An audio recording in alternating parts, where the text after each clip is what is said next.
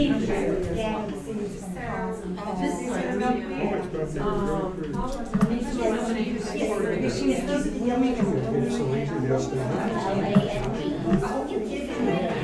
Testing, testing. Testing, testing. Testing. Yeah, that's good.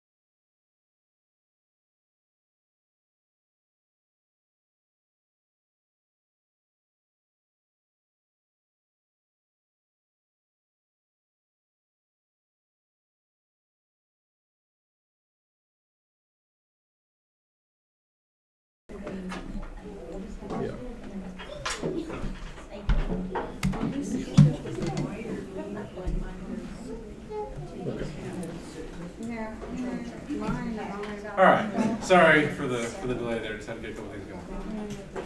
So, as George said, my name is Del Spoonmore. My family is back here in the back. We've got 4 kids, me and my wife, Carrie. And 2 years ago, we decided that we wanted to start trying to grow all of our own food, essentially, and all of our own fruits and vegetables. That was our eventual goals. We wanted to be at that point. We wanted to have our own food year-round, not just in season, but grow enough that we can preserve over the winter as well. So that was our goal when we started. I want to explain a little bit about how we got to that goal and why we got there, and I won't spend too much time on there, but it's important because it's why we do all this. And the main reason is my entire life, really, I've been in the fight against anxiety and depression. It's been something that I've dealt with my entire life, and when my daughter Brooklyn was born, where are you? Right here. When she was born, I was 340 pounds, and I was a completely different person.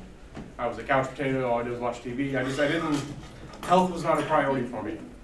And pretty much at the moment of her birth was kind of this light bulb moment of, if I don't do something to change, I'm not going to be around for her to do the things that I want to be able to do. I mean, coach her soccer team, all this kind of stuff I get to do now. I wouldn't be around for that if I didn't change. So back then, this was 8 years ago, I took a different approach. I did the whole Subway diet thing. I was counting calories. I had spreadsheets. I had arm trackers, doing the calorie route. I didn't care where the food came from. I just cared how many calories I had. I was successful. I lost 120 pounds in 9 months, but the anxiety and the depression was still there. I mean, I felt more energetic, but but I was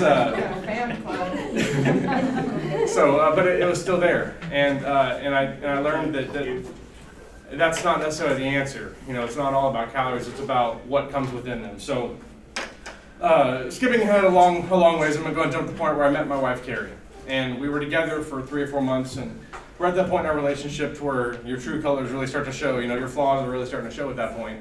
And I had my first anxiety episode around her, and I kind of snapped at her, and I tried to blame it on her. I'm like, well, you did this, and that's what, and she was like, no, like, what just happened to you? Like, what just happened here? And she was the first person in my life that forced me to admit I had a problem, and so that's what launched me down the path of, I found this book called the 7, I don't remember what it's called exactly. It was basically, there's 7 natural things you can do with help with anxiety and depression. I tried the antidepressant route. I wasn't me. I didn't care about anything. I'm a little autistic and a little OCD at times, and it's a good thing for me at times, because in my work and in other things, my obsessions can become good things. I tend to obsess on things, and I tend to want to know everything about it. And I mean, as the garden shows, it can become a good thing, but it can also become a bad thing. So I've got to balance that. And basically what that book taught me was that there are, simple things you can do. You can drink more water, eat the right foods, get plenty of sunlight, get plenty of exercise, just simple things, right? And pretty much everything on that list pointed to grow your own food. I mean, it was eat better foods. Well, if I grow my own food, I'm going to. Get more magnesium and calcium was a big thing. Well, spinach and kale and these things have a ton of that stuff in it. So it just seemed obvious to me that that was the way to go, especially after a couple months of trying to buy that produce, and we were spending $100 a week in just stuff to juice, and it was like, man, this is ridiculous. So so when we started our garden, let me back up a little bit more. So a couple other things that, more sunlight. Well, when you're out in the garden, obviously you're going to get more sunlight. You're going to drink more water because, well, especially right now, I mean, I'm guzzling water because I'm dying. It's so hot out there right now. So all of these things kind of pointed towards growing our own food, and that's why we started 2 years ago. So I'll go ahead and show where we started. So these were our first 2 beds. Our first purchase was the Square Foot Gardening book. To me, it made perfect sense because I'm a software developer. It's an engineering type thing. Is the video still okay with the, okay. So I loved the whole grid system thing, like it was an engineering problem essentially. If you're not familiar with Square Foot Gardening, the basic concept is you take a bed and you divide it into sections that are 1-foot sections. And each little square is kind of treated as its own little mini garden. So instead of planting a whole row of something, you would plant maybe a square of this and a square of that. And what this does is it allows you to interplant really easily. So companion planting strategies and all of those things really come into play here. Whereas with row gardening, you kind of have a whole row of one thing. So if you have a pest that comes in and it finds, so if you have a whole row of squash, you have a squash bug come in, it's a whole salad buffet right there for it. It knows where to go to get the next one. But if you got stuff planted in between, well, then it's harder for the pest to find it. So that's kind of the idea behind the Square Foot Gardening system. And I still subscribe to probably, 80–90% of the stuff I learned from this book. There's some things I do different, and I'll talk all about that. But this is where we started. And the basic idea is you build a box, put it on the ground, and it has to be at least 6 inches tall. I've learned in Oklahoma you want them taller. This book was not written for Oklahoma. And then you have this template of how many things can fit per square. So tomatoes 1 per square, spinach is going to be 9 per square, beans are 5 per, 4 per, each thing has its own spacing requirements that are kind of dependent upon the seed packet really. So you're eliminating the row concept and you're just kind of going off of the spacing, and that's how you decide how many per square. So it worked really well for us in the beginning. In the beginning what we did was we pretty much planted one of each thing that we knew we wanted to grow. Because I'd never grown anything other than weeds in my life. And, I tried to grow a tomato once, but the dandelions were taller than the tomato after a few months. So I didn't really know. I just kind of threw stuff out there because it sounded interesting like a long time ago. But this was my first serious like OCD attempt at it. So we grew one of each thing and made a ton of mistakes, but luckily we made them on this scale. So we didn't build the whole garden the first year. I built this, and I made my mistakes, and I learned small. And I learned that containers in full sun are not going to work in Oklahoma, and a lot of other things I learned from this garden. So we filled these with what's called Mel's Mix. So it's basically just a mixture of 1/3 vermiculite, 1/3 peat moss, and then 1/3 blended compost. So you want to get compost from 5 different sources and then use that. Instead of just using compost that came from one place, the more variety of compost that you have, the more nutritious that soil is going to be to the plants. Yes, you have a question? Go ahead. Question already. Do you have a recommendation, a substitute for the peat moss, since it's not really? Yeah, I mean, I've had so many people ask me about that and say I should try something else, and I want to try coconut coir. I've heard that you can get it for cheaper. I would love to switch, but I just haven't. Honestly, I haven't found where it's cheaper. And it's so easy for me to walk into Home Depot and get an $11 bag of peat moss. And at the scale that I'm doing things, it's just, but I would love to switch to something else. And if I had a source of coconut coir or something, or another source of bulk material, I totally would switch. And then in the beginning, I followed I went by his rules in that book exactly. Because I wanted to set my baseline. Okay, I'm going to do everything he says to do and see what I learned from it, and then see where it goes from that. So we did the Mel's Mix, and we put the weed cloth below. Another thing I learned, that does not work on Bermuda grass. He must have never had Bermuda grass, because it's basically a Bermuda grass growing mechanism, because nothing else grows but Bermuda grass where you put that down. So we spent the entire time just trying to fight weeds and everything, and so we didn't eat a lot out of our first garden. I mean, we got some tomatoes and some peppers, and we were dabbling, but it was, it definitely wasn't anywhere close to the point where we were going to be self-sufficient. So, here's some more photos of us. When we first started, we're building our first bed here. Painting, and we did paint the outside. Let me talk a little bit about the beds and how we built them. So the way we built them, I don't know if we were doing it at this point, but what we do now is we build the box and then we line the inside with black plastic, and that's to keep a barrier between the wood and the soil, just hoping it'll make it last longer. Then we paint the outside white. So that's what we did on these. If I were to do it all over again, I don't know if I'd even do any of this, and I'll get more into that later about what I would do if I were to kind of start over. But these definitely work well. We bought the lumber from Lowe's for these, kind of just went by the book. I mean, on this scale, it wasn't necessarily too it didn't cost a ton of money. I'll talk more about what I would do differently here. I'll go with that. So you can see more pictures of the beginning when we started. And this was our backyard when we started. So these are our first 2 beds over there, our little compost bin we had. I thought, hey, I'll get a compost bin. Yes, ma'am. What's the orientation of your yard? Okay, so south is this way. So this fence runs this way. So west is over there, and here's east. So there's, and that's important. I learned a big lesson about that, and I'll get to that here in a second, because that was one of the biggest mistakes I made when I started, was not thinking about the sun and all of that. So I'll keep going. More just kind of, this is where we started 2 years ago. This is all where we started.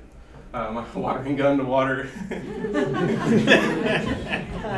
The next step, we realized this compost bin back here that I showed, that ain't gonna cut it. This little thing doesn't do anything. I mean, now it stores my finished compost, but it's not gonna make me compost on the scale that I need to fill all these beds. So our next step was to build a compost bin. So I got a bunch of pallets, Craigslist, just on the side of the road. You can get them anywhere. Make sure they're heat treated. That's the biggest thing, because if they're chemically treated, you don't want some nasty chemicals they use. But if it's heat treated, you can get cedar ones a lot of the time too. It's crazy that they just throw this stuff away, but I mean, that's the world we live in. So we used that, and we just zip tied them together for our first one. So you can see this is after we filled it. We zip tied it together, and we filled it with this, the City of Norman compost. When we started out, we got a lot of compost from the City of Norman. I'll talk more about that and my feelings on that now, but this is how we started. We just zip tied it together and got really dirty for a day. You can see we filled up the back of the truck. Brooklyn thought it was pretty cool, and everything fell in, and the truck all settled, you know, and she was pretty excited about it. Now it's nothing, because we do this every week. We get a load of wood chips, so it's just boring to her now. So you can see our first bin here. And then the front of it, I just had held up with bungee cords. I mean, it was redneck style, that's for sure, but it worked. The problem with it, though, is that this was a fixed height, and I'll talk about how I solved that and why that was a problem later. But, well, essentially, it made it to where whenever I got to the bottom of the pile here, and I had to scoop something over it, it was really hard to kind of go down and then up, you know, and it killed my back. I couldn't just come in at it straight like that with a big, like, snow shovel I used to turn stuff a lot. So, and I'll probably be saying a lot of that. I'll be talking about that in a little bit, so get used to that. More of our compost bin. This is all stuff we got from Norman. It was $10 a truckload. And then Mary Ann was born. So the one you've already heard back there, this was 2 years ago when she was born. Yeah, and her appetite immediately informed us that we needed to build more gardens because she ate. I mean, within 5 seconds of being born, she was eating. Not even kidding. She hasn't stopped. So we got to work. So Brooklyn and I and Daphne started building more gardens. And this was the summer of 2015 at this point. So she was born June 16th. I'm sorry, I have so many now. It's June 15th or something. I'm really bad about that. Plus, it's like her birthday's the 16th and the year's the 15th. So it's dad problem. So you can see we started expanding, and we went this way, and then I learned my lesson about these being too short, so I made them taller. I stacked them double layer.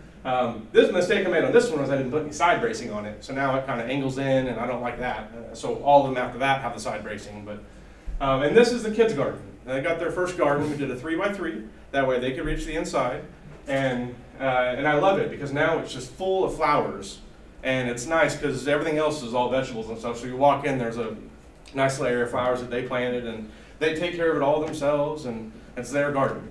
So we kept going here, and so once we started expanding, I already pretty much knew that from here back to that was going to be gardens eventually. I was still trying to talk Carrie into all this because, I mean, she loved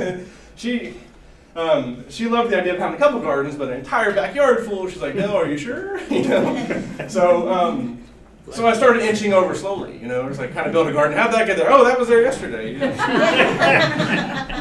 So I started building, and I built this one taller, and you can see we learned our lesson on the weed cloth, and now cardboard we started using. And I know there's a lot of people that say don't use cardboard because the water pools on it and goes over to the sides, and then the reason why you see worms is because they're suffocating all these things, but it works on Bermuda, and I'm tired of Bermuda, so I use it, and it works. And I even tried this year an area where I put a foot of wood chips on top of Bermuda, thinking, well, a foot will do it. Nope, now it's going right through. So I am never doing anything without cardboard again when it comes to covering ground or trying to fight Bermuda. So we started doing that. We started collecting scrap wood because it was going to be expensive to go the Lowe's route again. And in our neighborhood, they're still building houses, and there's all this scrap wood on the side of the road. So I didn't just steal it. I went and talked to the foreman. He said, yeah, take whatever you want. So I started scouring. You know, every day I'd drive through the neighborhood, take all the scrap wood. It was kind of a pain because it's all full of nails and stuff. About had a heat stroke in July trying to do all this out in my garage, just trying to do it all one day. When I get set on getting something done, I'm going to get it done. And I don't necessarily always realize what's going on with me. So we started, building, collecting. We had huge piles of scrap wood, and our yard looked pretty ridiculous at the time. But we were just hoarding as much scrap wood as we could. And then we started laying down cardboard in the paths. So because we had the Bermuda grown in from the side, so we laid down cardboard everywhere. And then our friend wood chips started. We started getting wood chips from the city of Norman. And that's free. You can get as many wood chips as you want. In fact, they want you to take wood chips because they always have too many. Some people will always ask me, can you get that if you're not a Norman resident? They don't care where you live from if you're taking stuff out. They just don't want you to bring stuff in unless you're a Norman resident. So if you're going to get wood chips, go get as many as you can. It's a whole truckload. You don't have to worry about them being, a lot of the wood chips you buy from Lowe's and Home Depot are like dyed with these, you don't want to mess with that stuff. And also it costs like, I don't even know. I did buy some mulch for my mom the other day because it was a Saturday, Norman was closed, and I just had to get her garden done. And it was like $30 for a thing of mulch. I was like, I cannot believe that people pay this for their gardens, because you can get this for free from Norman. And if you go at the right times and you're nice to them, the guy that runs the place knows where all the nice wood chips are. I mean, that place is his baby. And every time I go in, I'm like, which ones I want? He just points me in the direction, and it's great stuff. You don't have to worry about so my concern with the compost from them, and I'll go ahead and jump to that now, is that compost is made from anything. It's lawn scraps brought in, it's golf course clippings sometimes. You don't know what it's sprayed with. And I've been bit by herbicide contamination in the past, and I'll talk about that a little bit later, but I figure the wood chips, there's nothing inside of, this is just a tree that's been run through a grinder a week before. Or not a grinder, but you know what I'm talking about, the chipper. So I'm not concerned about the wood chips as much, so I use them a lot to make my own compost as kind of my base, because I know what's in those wood chips. It used to be a tree a week ago, right? It's not everything else. So we started getting as many wood chips as we could. I mean, pretty much every week still, I go and get a truckload. And I don't necessarily need them anymore. It's just my workout. I kind of enjoy it. I mean, why pay like $30 a month to go to the gym when you can just do this for free? It's the best workout I've ever had. I mean, my shovel skills are good now. I mean, we went kayaking last week, and I was like, I cannot believe how good I am with the stick now. So that's pretty much my workout, is just turning compost every week and getting a load of wood chips every week. So we started collecting as many of those as we could, and then we built these raised beds on legs. And that is because she had mentioned earlier, where's the sun? Well, the problem is that since this is south, in the winter, the sun starts going that way, which creates shade that comes over. So all those gardens that were down on the ground are shaded from October to February. Well, I want to grow year round. So we thought, well, we'll just raise them up higher, right? Because I didn't know that the whole backyard was going to become gardens. Or else I would just, what I do now is this is my summer area, and over here is my spring area. So we started building these raised beds on legs, and they were cool because we could harvest from there without having to, get down to the ground and all that kind of stuff. But the problem with them is that in the winter, they get really cold. In the summer, they get really hot because they're not insulated from the earth at all. In the winter, I even tried building a compost pile below it, thinking, well, that'll heat it from below, and it just didn't work out. So I still use these, but I keep them in areas that are shaded in the afternoon. And I've got beans in them now. They're doing great, but they're shaded in the afternoon, and I've got insect netting over it, so they have a partial shade all the time. If you put them in the right spot, you can use them, but in Oklahoma, you can't put these in full sun. I mean, unless you want to water them every single day, or, I don't even know. Hey, it just gets so hot. I mean, the temperature difference this high off the ground, or this high off the ground, is so much more than down there insulated. It just blew my mind when I learned that. So, we built one of those, and we built them strong. My father-in-law is really good at building things well. I'm really good at building things fast. So you put us together and we do a good job, because if I build it, it usually falls apart soon, but if he's there supervising, he's like, you probably shouldn't do that. I'm like, okay. So we kept, so at this point, this was the summer/fall of 2015. It was towards the end of fall, and we were at the point where we knew that winter was going to be coming, and we wanted to have food all winter. So we started thinking about, I started looking into hoop houses and things like that. So we built our first hoop house here, and we just attached the PVC directly to the wood here, and then had clips, going over. And it worked fine, but it was a pain to harvest, because every time I had to harvest, I'd go out, I had to move all these clips, I had to lift it up, I had to do whatever. So we only built it for one, and I ended up coming up with a better design. Well, I found a better design. I didn't come up with it. I just scoured YouTube and found it. But and I'll show that because it was the next year before we found it. But these hoop houses allowed us to have we had spinach greens at Christmas time. So we literally had food year round for the first time, which was great because we found that we eat a whole lot more of spinach and kale and those things whenever it's just right in the backyard.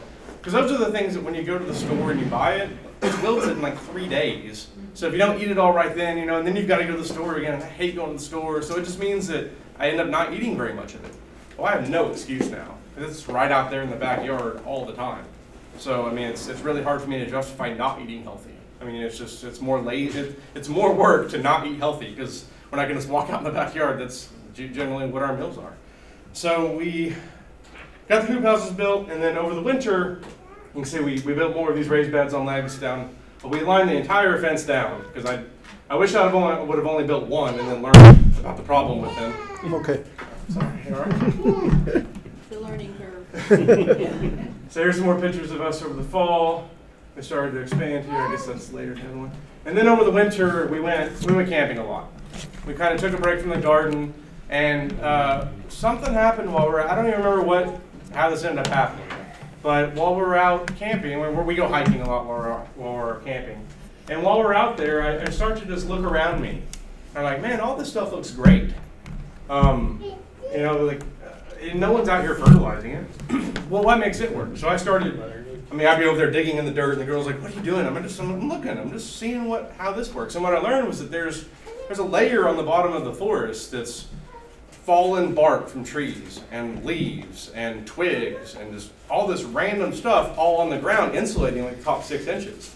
You scoot that away, and it's just this perfect stuff. And I started thinking, man, that's what I'm already doing in my garden. I've got that layer of wood chips. That's basically what I'm doing. And then I discovered Back to Eden. So someone else had already figured this out before me.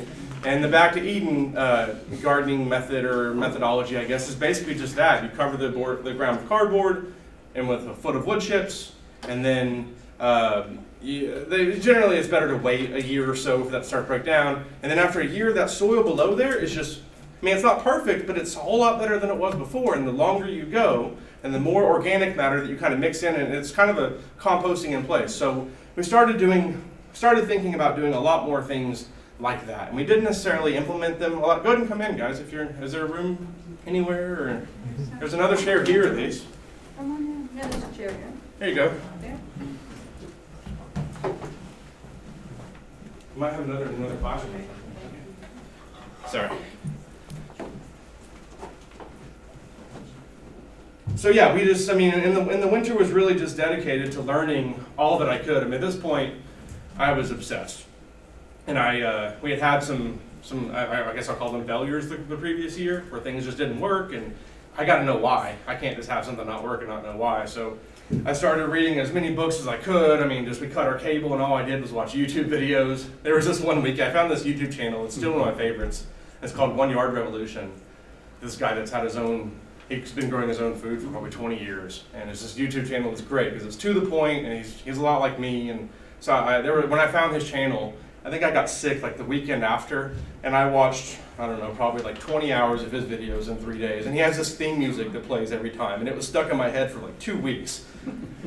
So, but anyway, that's all I did. Instead of wasting my time, because again, kind of tying into the anxiety part of it, I used to watch a lot of TV shows like The Walking Dead and Game of Thrones, and they're great TV shows. They're entertaining, but it's not the right thing to watch right before bed. Especially when you have 4 little kids and there's this guy like walking around like trying to protect his baby from people trying to kill him. Like, that's probably not the right thing to watch if you're in my shoes. No wonder I'm so anxious. So I stopped watching all of it. And people still think, like the guys I work with, love the shows. I'm like, how could you stop watching that? I'm like, because it makes me crazy, So I just started watching YouTube gardening videos, and I know Carrie got tired of it, but I tried to watch some of her shows too. I tried to be nice about it, but I was obsessed, and I wanted to learn everything I could. The Oklahoma Gardening Network is great, especially because there's people that have been growing in Oklahoma. So I watched pretty much every episode on there. I'll go ahead and list out some other ones I love because I want to give credit to some other people that I learned a lot from. M.I. Gardener up in Michigan, I learned a lot from. Those are some YouTube channels. Mike McGrath with You Bet Your Garden. I listen. He has a podcast on iTunes, and I went back and listened to. I still listen to old episodes and listen to that pretty much every time I'm out in the yard. He was here last year. He was here last year at this group. No, not. Oh yeah. Myriad Gardens. The Myriad Garden. I think that was before I started. I wish I would have been able to get to that. Yeah, I need to thank him somehow because I've learned so much from him. Because you get this, it's basically a call-in show, So people call in and say, hey, I'm having this problem. And I just kind of index every answer I get, because I know eventually I'm going to run into that. And it's just, I kind of just... Website. What's that? He has it indexed on his website. Oh, the Garden Answers A to Z? Yeah, but it's just something about hearing it, and it's kind of when I'm out in the yard, and I just kind of always have it going. So I'm just kind of always trying to build that index in my head of you know, and like I said, I'm a little crazy. I'm a little autistic and a little OCD, but it works for growing food at least. Garden Web too. I can't believe I waited a while to mention this, and specifically the Oklahoma Gardening Network on Facebook. There are several people on that group that literally all they do is grow food and then help people grow food for free on the internet. They just spend their whole day, or not their whole day, but they spend a lot of time on there just answering questions. I mean, I would run into a problem of what's this bug, and I post it, and within 5 minutes I've got someone give me an answer. That's nice. That's not just go look it up, you know. These people are super nice. Specifically, I want to mention a couple people, Don Coyle and Bruce Hopper. Those specific people, they're angels. I mean, truly, they help me get through so many issues. Especially, I'll mention later on the big thing they help me get through. But and then Garden Web has a forum that's great. I mean, the big thing. Do you have a question? Yes, ma'am. Yeah. Would you say that those gentlemen's names again? Don what? Don Coyle is a lady, and then Bruce Hopper. Bruce Hopper. Yeah. And I promise, if you go join the Oklahoma Gardening Network and you ask a question, one of them is going to answer it. And Dawn specifically has been growing food in Oklahoma for over 50 years, since she was Mary's age. Huh? How do you spell her name? DAWNCOYLE. Just go to Garden Web and it'll have Oklahoma Gardening, and then she posts on there. And she is just, I mean, I have spent so many nights just literally searching for her name and reading all of her posts, because she is, I'll ask a question and she, about something, and she spits back the scientific name of every single, I mean, she's just incredible when it comes to this stuff. So I started studying all of that, you know, just reading forum posts. When I have a lot of issues with not being able to sleep at night. And in the past, I used to sometimes, you know, like look at the news and see what's going on, and that really is not something you want to do with anxiety with everything going on now. And I dedicated all that time to, instead of doing that, I'm going to focus that time on reading about gardening, or now writing about gardening. So, you know, and generally reading calms me down, and then I go to sleep. So I sleep a whole lot better now than I ever did. And a lot of that's because I've changed my sleeping habits. I don't have an alarm clock. I wake up with the sun. I go to bed with the sun. I'm kind of, you know, in cycle with that. I work my butt off all day out in the yard, not all day. I mean, and to explain a little bit about how my day works. I work from home. I'm a software developer. I work in software development. I write automated tests to test websites, essentially. And the way my day is structured is I kind of wake up, I go out in the morning, out in the garden for an hour or two, and then I come in and I'm at the computer for an hour or two, and I alternate all throughout the day. So instead of, in the past, I would stare at the computer all day, and that will make you go crazy. I promise, it will make you go crazy. And I've learned that I'm better at my job now doing this, because in the past I would get stuck in a problem, you know, with my work stuff, and I would just keep banging away on the keyboard trying to figure it out, and I would get frustrated, and I'd get anxious, and now if I can't figure something out, I walk away, and I go out to the garden, I do something mindless, I water, I do something, and every single time an idea will come to me, and I go sprinting into the office, and I'm like, yes, it worked, and it just works. And then the science behind it is that if you use one part of your brain, you know, the entire time, you don't, and then you switch to something else, well, then you relax that side of your brain, and then it's able to, you know, kind of spit an answer back at you. So that's the way my day is structured, and I do that pretty much from sun up to sundown. And it's really helped a lot with the anxiety, especially. So at this point, we are, and some more pictures of us when we were camping, hiking. So at this point, it is spring of 2016, and we are expanding a lot more. And now that we've grown, you know, one of each thing, we have a pretty good idea of how much we need of each thing. We found some really cool online calculators that kind of tell you how much you need of each thing. And in fact, the OSU extension fact sheet, which I refer to all the time, the garden planting guide, there's a garden planting guide and a fall one that give you the dates for when you can plant everything and how many you need and all that kind of stuff. So by now, you know, I had spreadsheets and all that kind of figured out, you know, exactly how much we need, and we started trying to be smart about it. And we also tried to start being smarter about our interplanting strategies. You know, like the first time I planted peas, you know, we had the square foot garden going, and I planted a pea here and a pea here, like in a checkered pattern. Well, that was impossible to trellis, but I'd never grown peas before, so I didn't fully understand, you know. So now all my peas go along a back wall on a trellis. So I just started being smarter about interplanting and excuse me.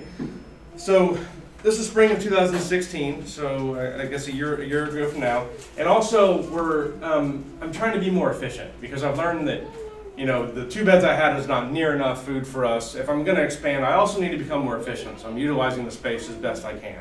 And also, I have a lot more garden space now. So I've got to be more efficient in how I do everything.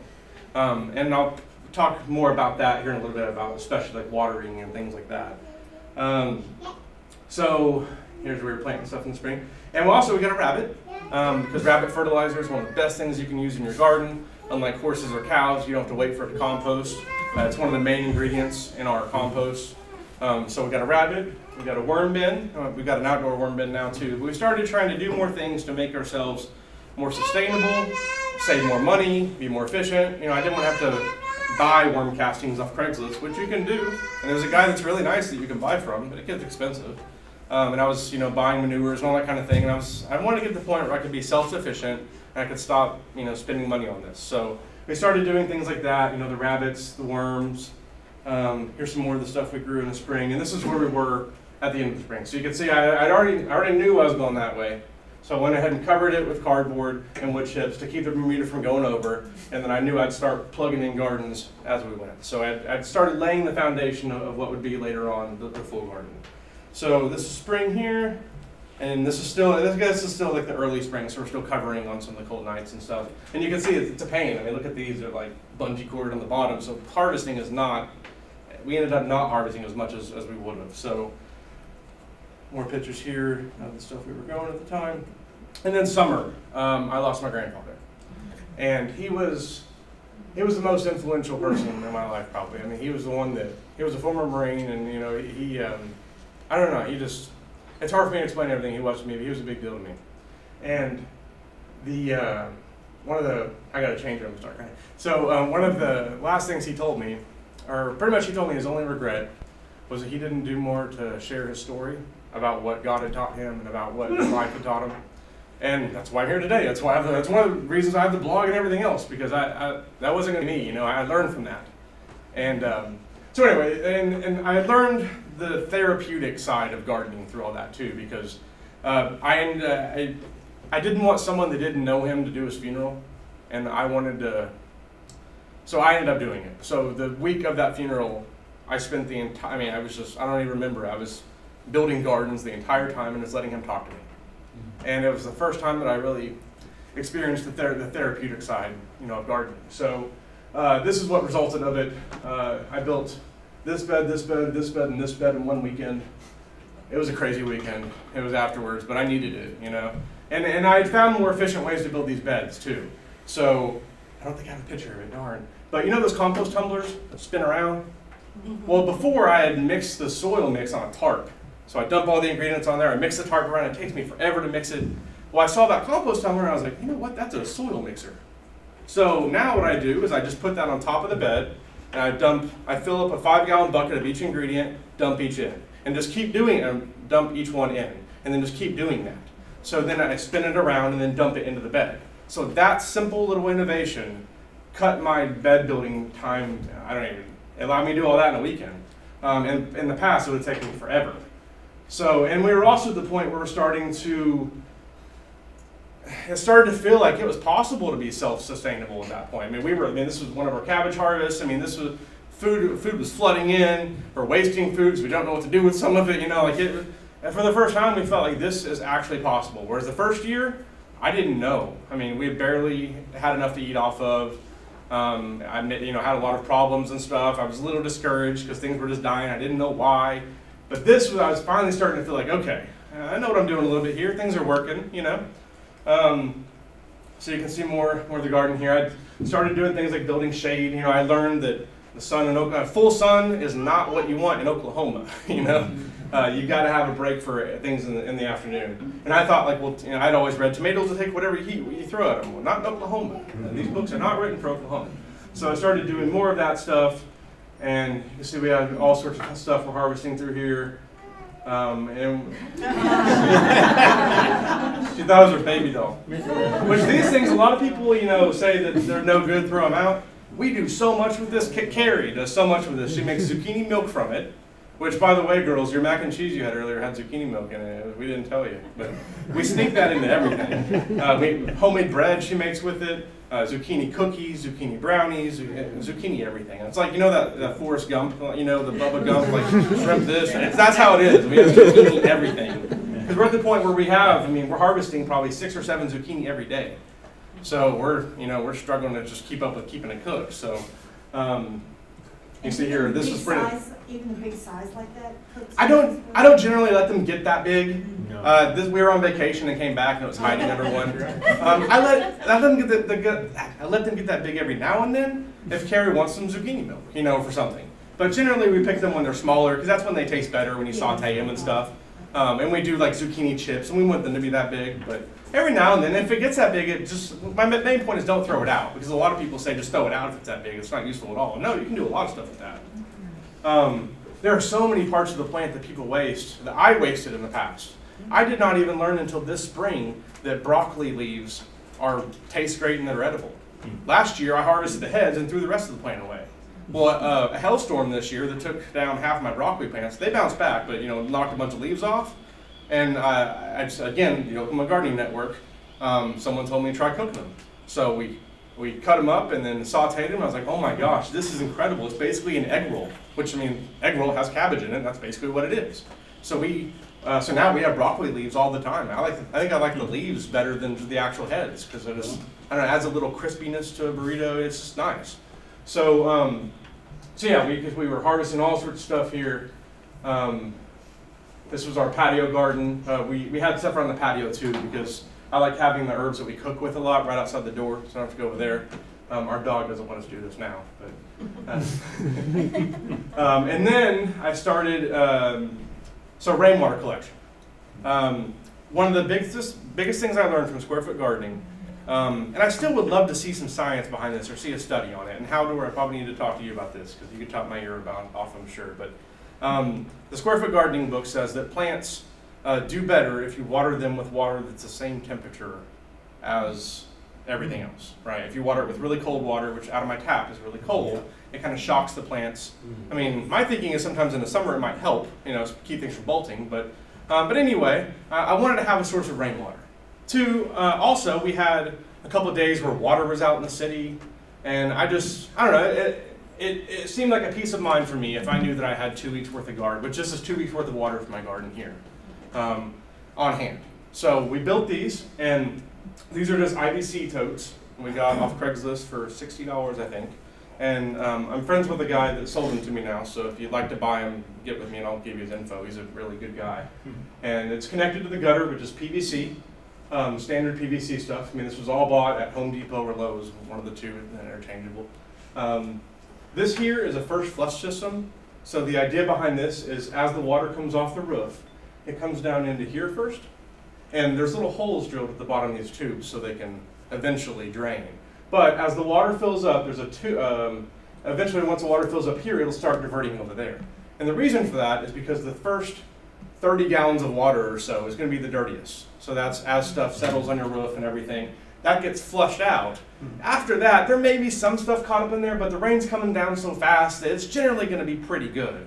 And we have like pantyhose filters, that we can put in through there and stuff if we're really worried about it. If we were going to drink it, I could purify this with all sorts of things. But this was just a way of kind of, I don't know, I found a guy on YouTube that seemed like he really knew a lot about plumbing and all this. I mean, he built like a $5,000 purification system. Like, this guy knows what he's doing, so he said to do this, so I did it. And I'm glad I did, because now I've read more about it, and I've had people ask me about it, because people are really concerned about the asphalt, shingles and everything. And then we don't drink it, but I feel safe using it in the garden. And it's nice because I just come over here and right now I don't have this connected to anything else, but we can get, watering cans full of stuff. And it's nice to have it because it's the same temperature. And also just, there's something about rainwater that's a little bit different. Again, I don't have any studies on this, but it's just, I don't know, there's something that seems different about it. So, so we had built another rain collection also on the shed. This is a 55-gallon barrel. I just wanted to show that if you want to have rain collection, it doesn't have to be this big. You can just do it this big, and it's just as easy and and easier. I mean, these are $15 on Craigslist for these blue barrels.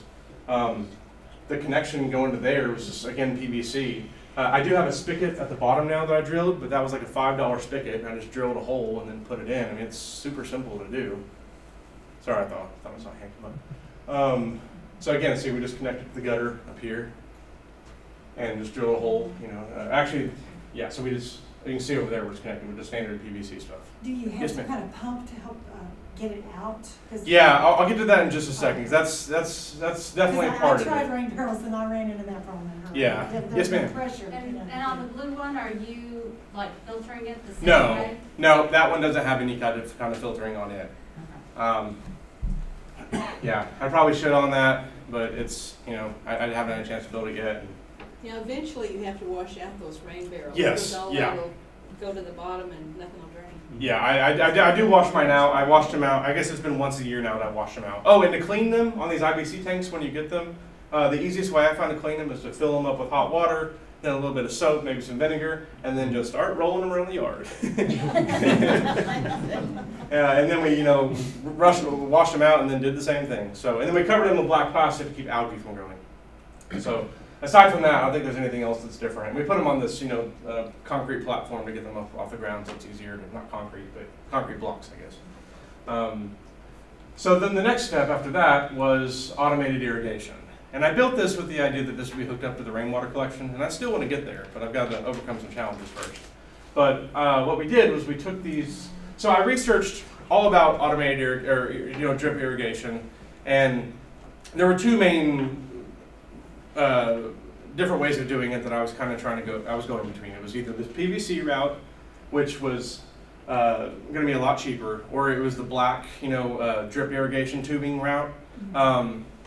In hindsight, I would have gone with the black irrigation tubing. I'll explain why in just a second. But what I did here was I just cut PVC arms the length of the bed, and I drilled holes every 3 inches across the bed. And then I have it hooked up to the hose here. This fitting is like $288 at Home Depot. It's over in the irrigation section.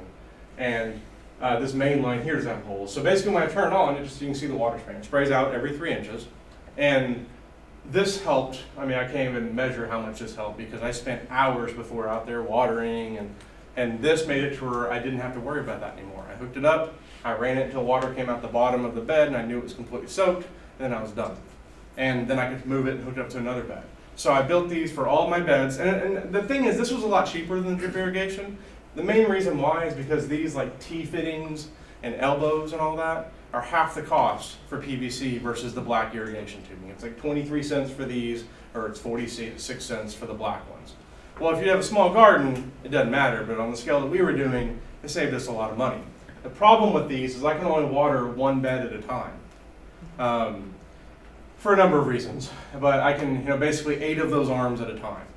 So if I want to have it on some sort of automated watering station, I've got to have a station for each bed. Well, then things start getting expensive because in order to have a station for each bed, I have to have a sensor, like a relay switch for each bed. Well, those are $14. So things really add up. Whereas that black irrigation tubing, I just built it out of the children's home garden that I work on. I just built it out there. And I was able to do pretty much the entire garden on 2 zones. So I could do 300 square feet at a time as opposed to 32 square feet at a time. So if I would have done the black irrigation tubing, I could drive the entire garden off of 3 channels. So that may be what I end up switching to. It's hard to justify that right now because it's still not that hard. I have an Orbit automated timer with 4 stations on it. So I have 4 hoses out at a time. So it's basically just moving one to the other, and I kind of rotate which beds are watered. And it's pretty easy to keep up with it because I can set it to automatically water. And that's what I have it set to do right now, is to automatically water. And I adjust that all the time. In spring, it's once a week, depending on conditions. In summer, sometimes it can be 3 times a week. It's depends on what the soil tells me. I stick my finger in the soil. If it's dry, down to my thumb, or down to my knuckle, then I water. So, because that's one of the biggest mistakes I made when I started, and that's what this has allowed me to correct, was that I overwatered. Because of how quickly it dried out, I feel like I needed to water all the time. So I'm out there watering all the time. And I think one of the bigger reasons why some of my stuff didn't work in the beginning is because I overwatered. And the roots have no reason to go down or branch out if they've got everything they need right there, if you water it every single day. Whereas if you water whenever it's dry and it needs it, well, those roots have to search a little bit. Well, those roots are better prepared for you for getting the water for a few days if they're down. Because if you water every day, you've got to keep on it. Because if you miss a day, those plants are going to fry. And I think that's what happened to me a lot in the beginning. So we're at the point here to where this was summer of 2016 still, and we've got the automated irrigation going. And you can see we were building the PVC here. And to make it easier, if you do want to go this PVC route, something I learned that made it a whole lot easier was to build a template. So we took a 3/4 inch PVC pipe and drill holes every 3 inches in that, right? And then I took the 1/2 inch and slid it inside of the 3/4 and had a T that kept it flat on one side. So then I could just take and drill a hole just where that hole is on the 3/4 instead of having to measure each 1/2 one. Because we measured each 1/2 one for probably the first 10, and then I had an epiphany of like, oh, and then so we started doing that. I'm glad that I didn't do them all one day. I would have kicked myself so hard if I found that, if I'd have realized that afterwards. So we built these for all of them. See us going through here. Practice some math skills with the girls because they had to add by 3, you know, and we had to redo a few of them. They learned, they're good at it. Another thing we came up with was we wanted to automate some of our pest control. So I don't use any pesticides, herbicides. The only fertilizer I even use that's store-bought is fish fertilizer. We tried not to use anything. I want everything to be sustainable. That's kind of the goal of all of it. So these are our pest, well, they're specifically for cucumber beetles. So it's basically just this, wooden stick with a yellow solo cup, and the color is important because what I'm trying to do is mimic a cucumber flower or a squash flower. And then what I do is I coat this entire inside and outside with the sticky glue stuff that's on Amazon for like 14 bucks for 8 ounces, I think. And then on the inside of it, I put a cotton swab that I attach to the inside, and I drop some clove essential oil on it. And there may be something else you can use that works better, but we put them out 4 days ago, and we got 6 cucumber beetles on there already. And my biggest concern when I put these out was I didn't want to catch any bees or butterflies accidentally. We had 1 robber fly that was caught last year. And we've had some midges and flies that are considered beneficials because they pollinate and stuff, but I'm not losing sleep over catching some flies. I mean, maybe I should, but I'm not. Because cucumber beetles take out my plants, so it's a casualty of war, I'm sorry. I'm not using pesticide at least, right? And these have worked really well. I would love to find a way to make these work for squash bugs. And my idea is to take a squash plant, run it through a blender, get that like squashy smell and stuff, right? Put it inside there. Because I hate squash bugs so much. So I hope to have that built already. I'm gonna try it real soon though. And if it works, I'm gonna be very excited. Because I haven't seen any other squash bug trap. I've seen other cucumber beetle traps. In fact, I bought one that had pheromones in it, But I mean, I think that just attracts more cucumber beetles to that. So I don't, I'm looking at this as more of a distraction because it's right next to where the cucumber beetles work. They're already there. I'm not necessarily attracting them there. So it definitely works. And I'll keep my website updated on this project for sure. So another thing that we learned by now was, again, I've talked about this a few times, but full sun in Oklahoma is not ideal growing conditions necessarily. So we started building gardens on the east side of everything that we have because it's shaded in the afternoon. And I have a laser temperature gun, that you just use to measure temperature. And it blew my mind when I went out one day in the middle of the summer, and it was 30 degrees colder here in the shade than it was out in full sun. So we built this one on the side of the shed, and then this one on the side of the house. And this is pretty much where all of our greens are. And the first year that we grew greens, they were bolted by like April, in early April. And we're able to push them, spinach, lettuce, and kale, we were able to push all the way to probably mid-May or so. And now we've found varieties of greens that do well in the summer. In fact, I learned about them here from Bill Ferris at his talk a few months ago. New Zealand spinach, which is doing great, we love it. Sweet potato greens, I did not know you could eat them before recently, but the greens off sweet potatoes, you can eat those as well. And then Georgia recently told me about amaranth as well, so I'm gonna try that as well. But it's nice because last year we ran out of greens, by May, which means we stopped eating. The way that I'm able to, so when we make like burritos and stuff right now, probably half of that burrito is greens. And the other half is rice or garden veggies or maybe some ground beef or chicken or something. But when we have greens, I get filled up on that a lot, and I'm not eating as much of the high calorie stuff. So it's important for us to have that stuff. Plus, like I mentioned earlier, greens like spinach and kale are high in magnesium and calcium, which are the nutrients that I need to help with anxiety and stuff. So that's why it's important for us to have greens. So this one's on the side of the house and it's shaded in the afternoon as well.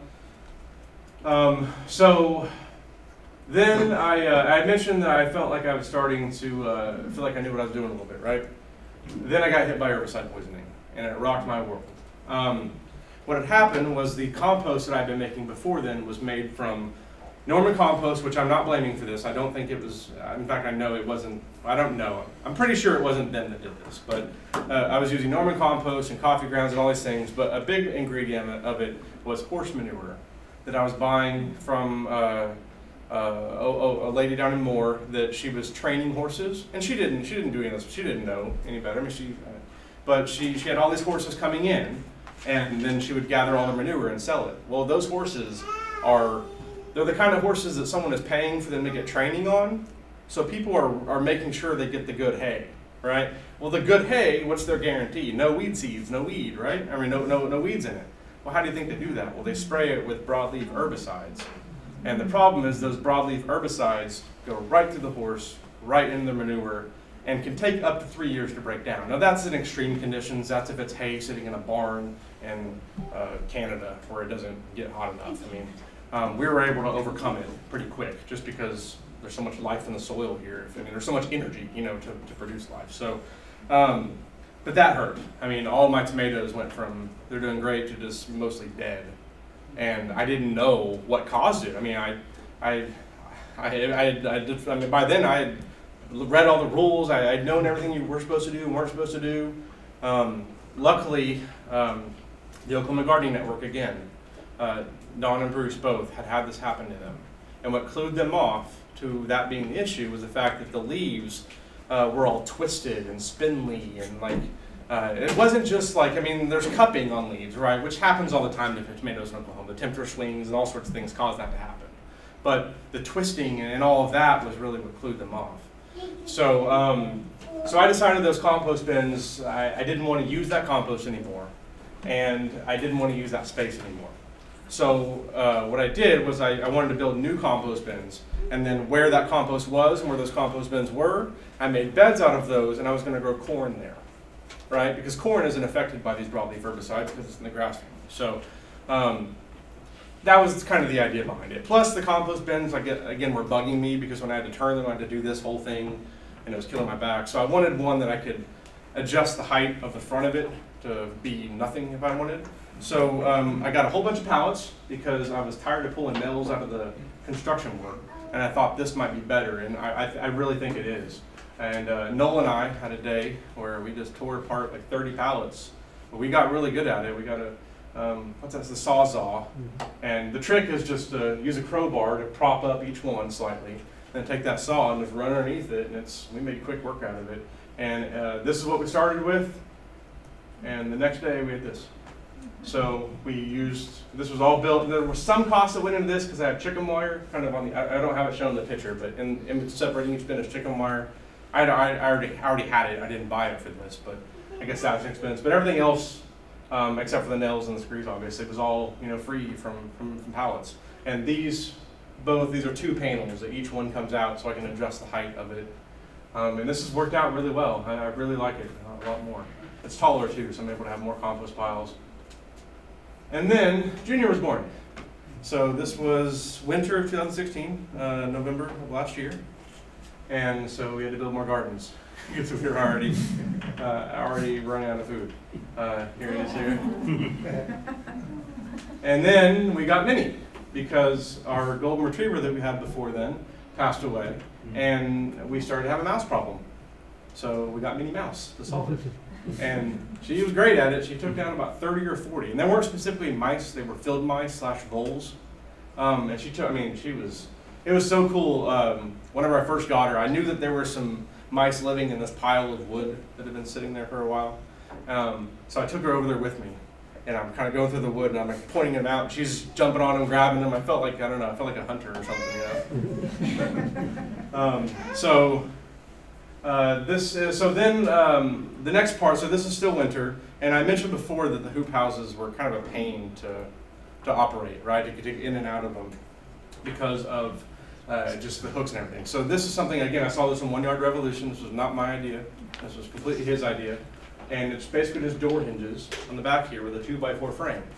So now I can just lift the whole thing up. Because before I've been thinking about how can I disconnect it quickly, and I just didn't even think about the idea of raising the whole thing up.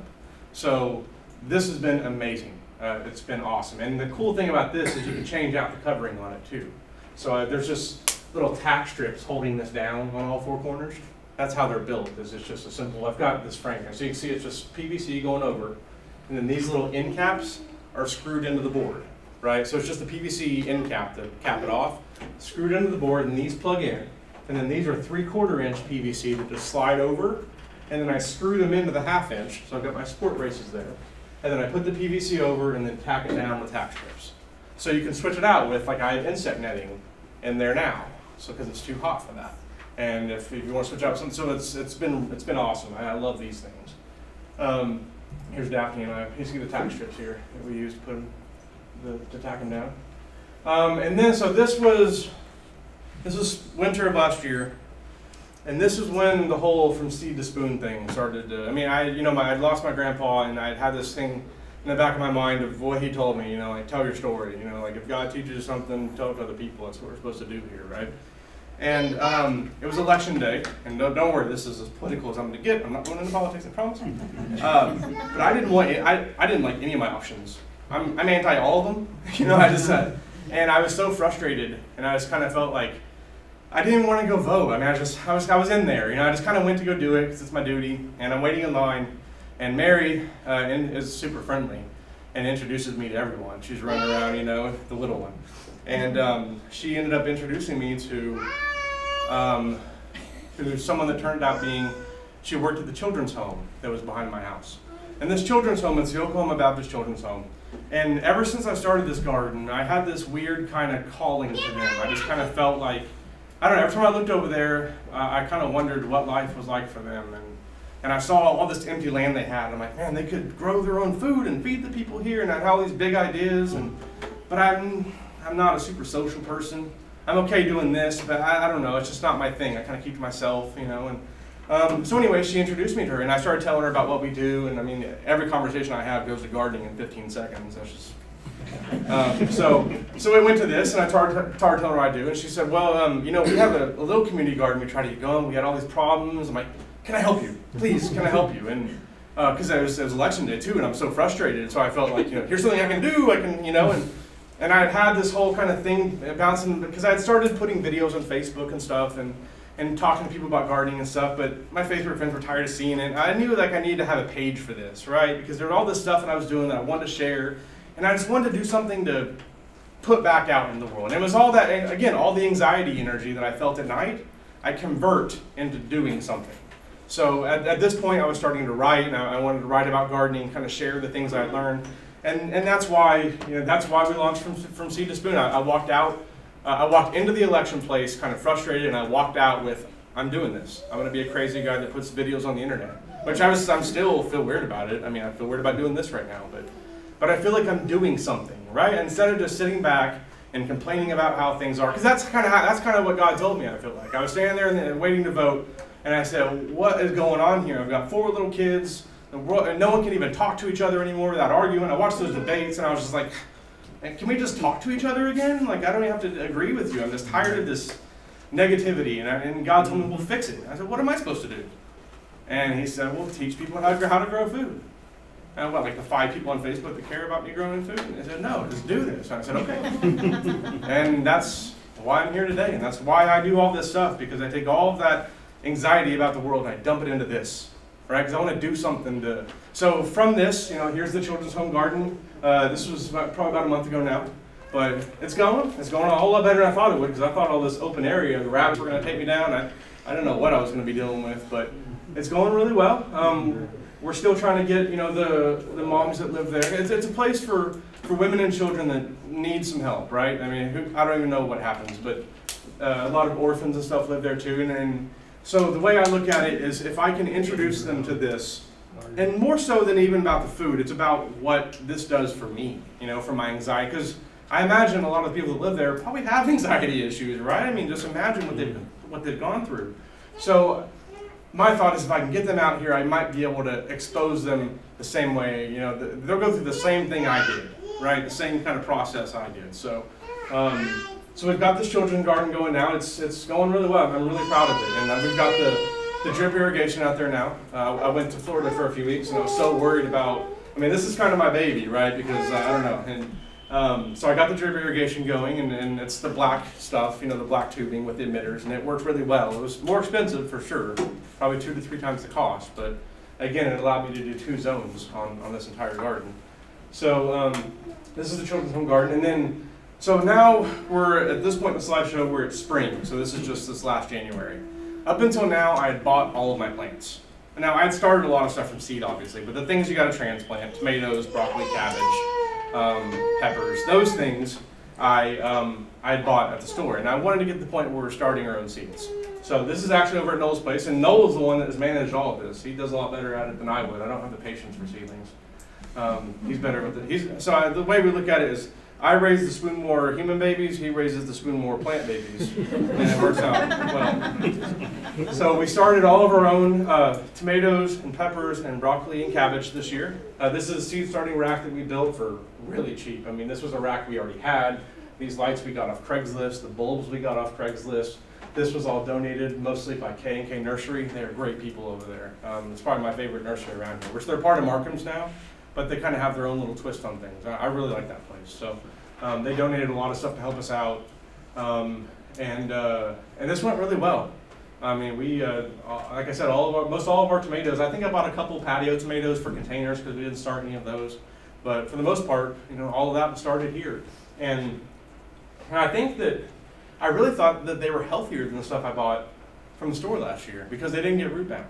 We were careful not to let that happen, whereas all the transplants I bought the previous year, they were all root bound. So, so I was really happy with how well this worked out. Another tip about the thing that I learned from this, or I think Noel learned this, something that definitely helped, was we put a fan over here to blow on them, so that whenever they faced the Oklahoma wind, it wasn't the first time they had wind blown on them, and that definitely helped. Some other things that you can do to help with some other issues that happen a lot of time with seed starting like this is like dampening off, you know, or moisture issues. You can cover the top, like, I don't know, a few centimeters with vermiculite, and that stays dry essentially, but the soil below. So you're pretty much mulching with a thin layer of vermiculite. That will help with that. Also cinnamon is something you can use to sprinkle on there to help with, what was it, dampening? I don't remember which one it was. It's been, spring was so long ago it seems. It was 2 days ago, it was forever ago, 3 days ago. So, so here's where we are now. This was taken in April. And just to remind, this is where we were 2 years ago, and this is where we are now. And this is not to brag, this is to say, if you want to start growing your own food, it is really possible. I mean, I have 4 kids, I have a full-time job, I was coaching 2 soccer teams at one point. I'm a really busy guy, but I still found time to manage all this. Now again, I work from home, so I'm really lucky. It would be a lot harder if I had to work in the office, but you know, with things like this automated irrigation and things like that, it is possible. So that's kind of the point of this slide, just to show if you want to start doing it. Now don't start here. Start here. Make your mistakes small. Because if I would have started here, I would have quit. Because all of it would have died. I'd been sad. It wouldn't have been good. You know. So start small. Start growing the things you want to grow. I always recommend to people when they ask me, "What do you start with?" Well, what do you buy at the store? You know, start with that. For us, it was we were spending so much money on cilantro and basil and things like that. Because if you go to the store and buy it, it's like $5 or $10 for a little baggie of it that lasts you 1 serving of it, essentially. You know.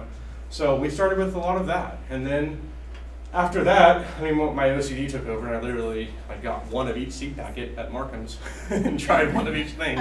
And now we're at the point where I've scaled back on a lot of things.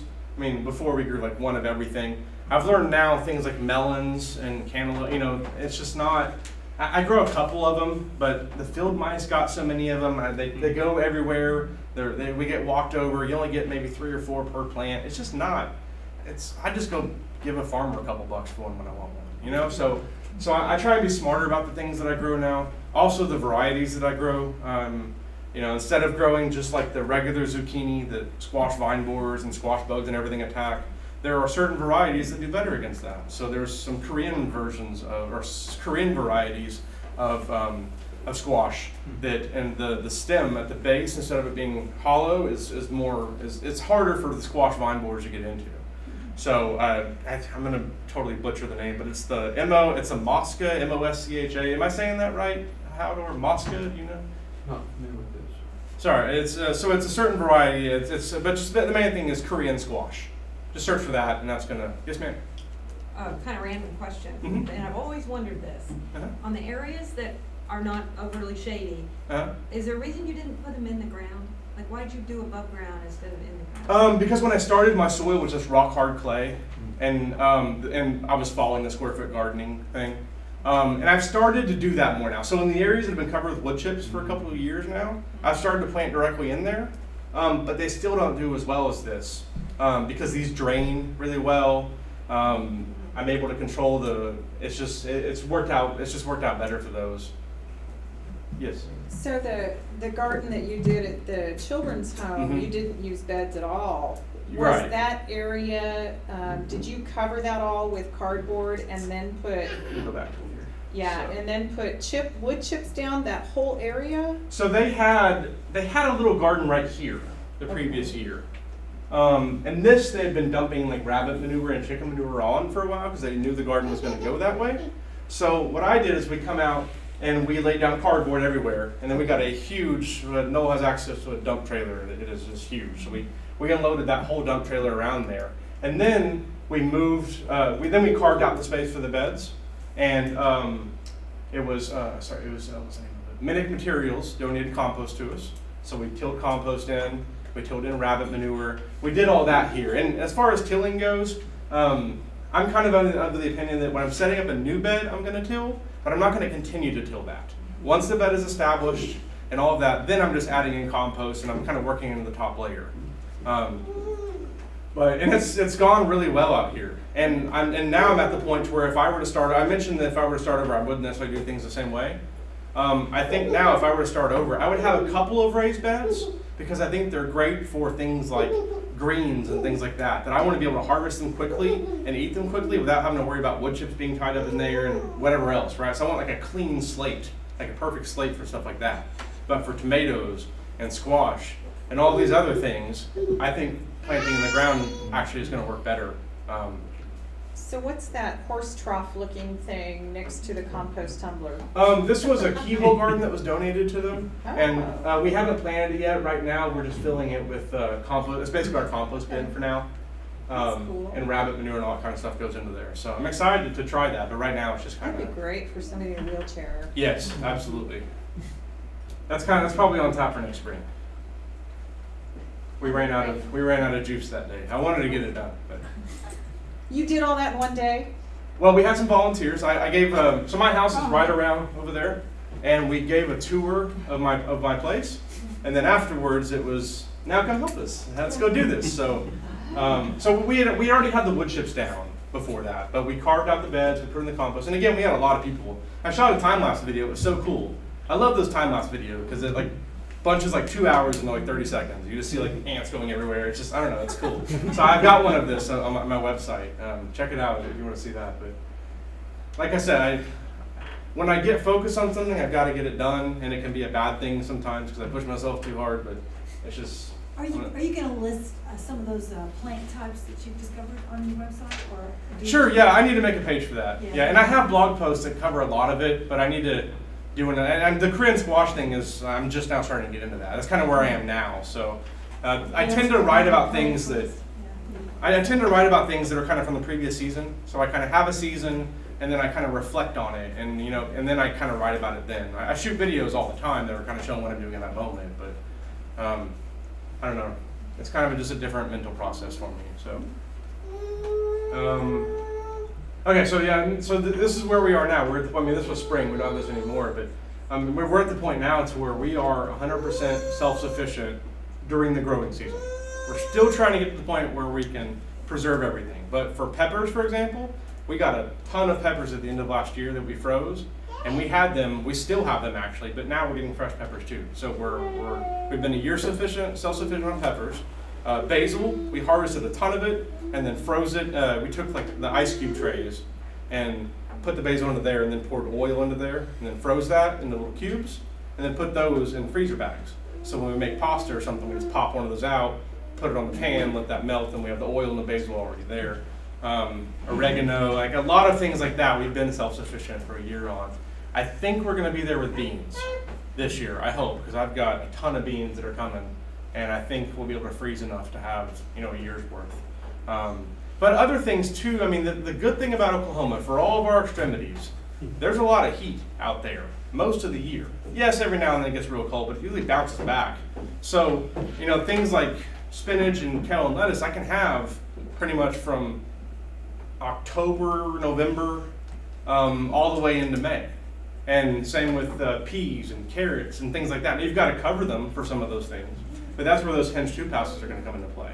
And that's kind of where I'm going next, is I want to have those hoop houses over every single one of my beds so that I can have even more of that, you know, over the winter. Yes, ma'am? Do you use cover crops? Yes, I'm glad you mentioned that. That's something else that I recently started doing last year. And I did an experiment on one of my beds. So those three beds these three beds here, this one, and this one. I did a cover crop, and I planted kind of directly in the cover crop, kind of doing some of the stuff that Providence Farms does, Chris Webster, where he has, so, because I wanted to see how well that worked, where I didn't necessarily till the cover crop. And this one, I did till the cover crop in, and then this one, I think I just did rabbit manure. So I kind of have, I'm always trying different things. It's what keeps it interesting for me. It's what keeps it fun for me, and I feel like there's always something to learn, right? Well, the best way for me to learn is by trying different things. So I have some like squash over on this side that I don't water at all. I just let nature water. So I have a baseline of this is a plant that hasn't been watered at all, and it lets me know maybe if I'm watering too much. Because if one of my plants that I am watering are having issues and this other one is perfect, well then maybe I was watering too much. So what's your verdict about, you didn't say what the verdict was on the raised beds? What's the best way to do the cover crop? Oh, the cover crop? Yeah. Still, the stuff that's intermixed with the cover crop is still in the ground. So I don't know yet. But the onions didn't get as big. I think they were suffocated a little bit by the roots. And what plant did you use as a cover crop? That was alfalfa. I tried alfalfa and clover and buckwheat. And the alfalfa is what germinated the best. And that's what ended up winning. I do have a ton of red clover coming around too, so I picked the seed heads off of it and just kind of scattered it around everywhere too. And any part that doesn't have something in it, I try and keep a cover crop in it, especially over the winter. So this upcoming winter. Where did you get the seeds for the cover crop? You have a the alfalfa I ordered through K&K. If you go to them and tell them what you want, they can pretty much order anything. And I got them in bulk, because I always try and get stuff like that in bulk, right? So the alfalfa, I got a big bag of it. I think it was like a pound. The red clover, I try and support the local nurseries as much as I can. So if I can buy it there, I do. Sometimes I got to go to Amazon, like for Malabar spinach. I had to go to Amazon for that because I couldn't find it anywhere, which is another spinach. Well, it's not technically a spinach. Neither is New Zealand spinach, but they taste a little bit like spinach and they do well in the heat. So Malabar is another one that does well in the heat. It's a vining crop though, so I couldn't find that local, so I ordered it online. But and where is K&K? K&K, it's out on Sooner and 134th ish over there. It's in like North Norman area. So. Yeah, so this is where we are now. We're harvesting. Here's our garlic, our garlic harvest. And yes, ma'am. I have a question that's been bugging me a long time. Not during this topic. Okay, so you keep putting compost and mulch and whatever in your beds. What happens when they're full? They don't ever get full. I mean, no, my front. I have one of those brick planters built in the front of my bed and front of my porch. It's full. Yeah, I mean, I don't know where it goes, but I don't either, but I keep adding stuff, like leaves and then they're compost every year, and it's full. It seems like now my beds aren't crammed all the way to the top. I leave about this much room so I can mulch too. It had like 2 or 3 inches from the top when I started 10 years ago. That kind of makes sense. Are they containers? It's a big Okay. container to the porch. So I think, and I'm no scientist. I mean, I started doing this 2 years ago, so I'm hesitant to make a declaration. But if I were to guess, I would say that my gardens have microbial life and worms coming up and eating things and breaking things down, whereas the containers are a self-contained area, so it doesn't have that going on.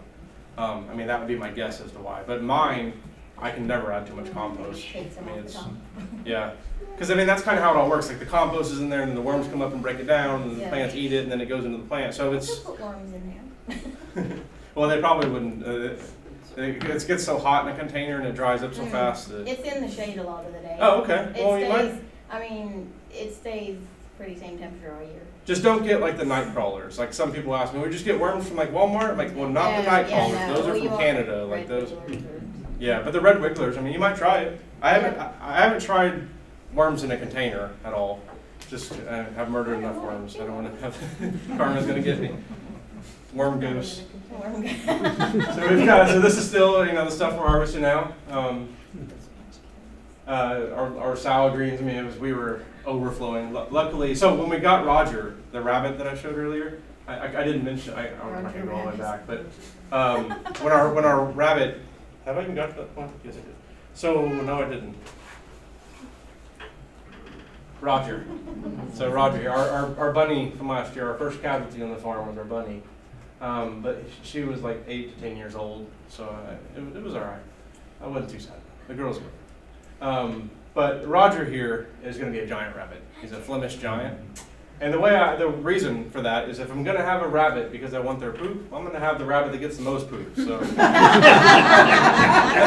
right? So he's going to be 20 pounds. Like, he's going to be as big as Mary is right now, essentially. I'm really excited about that, just having a giant rabbit hopping around. I don't know, it just makes a kid in me very happy. So, and another thing that I've changed is the way I think about trellising things. So the first year I had tomatoes in these raised beds, which you mentioned earlier, the raised beds. Well, I've abandoned raised beds for tomatoes. Now I just have these T-posts with cattle panels here, and this is for cucumbers or peas or beans or those type of things. And even the way I did tomatoes this year, I'm going to change it. I don't think I have a picture of it necessarily. Basically what I did was I built one of these, of the T-post and the cattle panel, but it was vertical. So it was like, it's 10 feet tall at the top, I think. It's really tall. But the thing about it, and the thing that I've learned, those tomatoes aren't doing near as well as the ones that are volunteers over the other side of the garden that I haven't Facebook of people with tomatoes 2 weeks before me. So next year I'm gonna be aggressive and gamble with probably 30% of my tomatoes at least, and try and start them a little bit early and do stuff like this. Because the thing about tomatoes that I didn't know the first year was, you know, when the temperature gets above 90 degrees, those flowers start dropping off and it doesn't produce fruit. Well, that happens so quick in Oklahoma, but if you don't get your tomatoes in the ground until April 15th, you get maybe 4 or 5 tomatoes before they are done spitting out tomatoes until August or September. So next year I'm going to push it with probably 30% of them and see if I can get more tomatoes before then. Same with peppers as well. Although they're going to be a little more, you know, frost sensitive than tomatoes. And another thing, I mentioned the bucket because for a number of reasons. 1, it gives it a little bit of shade. 2, it protects from insects. And 3, and probably most importantly, it shields it from the wind. And that makes a huge difference. I think it was, maybe it was Dr. Brandenberger that I learned that from. How different things are in a greenhouse versus, I think he talked about that when he spoke. He was amazed at how much better tomatoes did in a greenhouse than out in the open. I think a lot of that is just the Oklahoma wind and, you know, and everything. So this makes a huge difference. And next year, every single one of my beds will have one of these over it. Yes, ma'am. What'd you call that? Floating row covers is what it's called on Amazon, which stuff like this I buy on Amazon because it's a whole lot cheaper than anywhere else. Markham's does carry it if you wanted just a little bit to experiment. Okay, great, yeah. I bought some at Markham's. And it's great stuff. I mean, I like it a lot. And it, you know, it's breathable, so rain can get in and stuff too. It really helped with the squash bugs. Oh yeah, yeah. Really? Which for squash though, if you're going to use them for something like that, make sure that once there's female flowers on it, you got to pull it off so they can get pollinated, or you can hand pollinate. But I know I wouldn't do it. Yes, ma'am. And I think it's light enough to just float it over your crops. Yeah, yeah. You can let it touch them. I mean, it doesn't have. It's light enough to just lay over them. Yeah.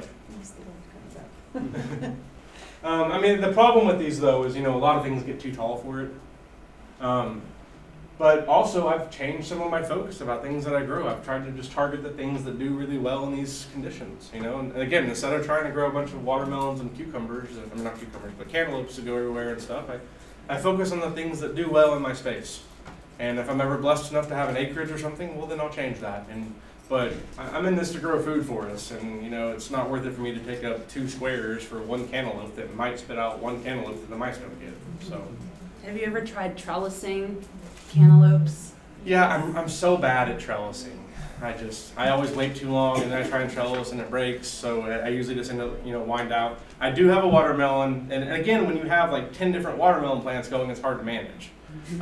So now I think I have 2 watermelon plants going. So I'm gonna try and trellis those. And then, tie the fruit to the trellis with the, I guess it's like a pantyhose. I didn't know if it would break, the fruit would just break off. You have to support it. I've done it before, but I took the pantyhose and made a little hammock and put them up there. Okay. But I know me, and I know I won't do it in time, and it'll break. I know my weaknesses, it's I'm not good at stuff like that. So next, something else I want to talk about. Whenever I started the from seed to spoon thing, something that was really important to me was reaching kids to get them interested in gardening. Because I feel like if someone would have reached little 8 or 9-year-old Dell and had him try growing something, I would have been hooked at this at an early age. Who knows? I mean, I'm not complaining about my life at all, but who knows how different things would have been for me, or how maybe I wouldn't have had to go through as many things as I went through or whatever. So it's really important to me so this is Markham's Nursery. We've had 2 of these now where we've called them Kids Gardening Festivals is what we've called them. And basically what we do is we have all these different booths set up. So we have like a ladybug station, which Georgia has been out to both of them. Thank you very much, Georgia, for helping out. She's manned the ladybug booth, and she's the perfect person for it. No one is better at telling little kids about ladybugs than Georgia. And we have, face painting, and we have my favorite, worm races. So 2 worms in the middle. You can only touch it with your pinky, because I don't want kids smashing it with their finger, but you prod them to move with your pinky, and the first one out of the circle wins. Pretty much all the kids went right to the worm booth. They didn't want to care about our healthy eating or anything. I'd put a red wiggler up next to those any day. They're fast. It was a good time. So that's pretty much the end of the pictures. A couple other things I wanted to mention, kind of what's next, or what's on my mind, or what I'm wanting to do next. Some of the big things, one, computer-controlled irrigation. So right now, I manually set timers, I go out, which is fine, but my goal is to have this garden to where if I got hit by a bus tomorrow, it still operates.